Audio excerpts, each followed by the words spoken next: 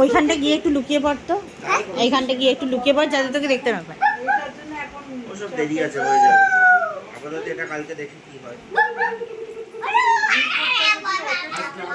তাহলে নিশ্চিন্ত।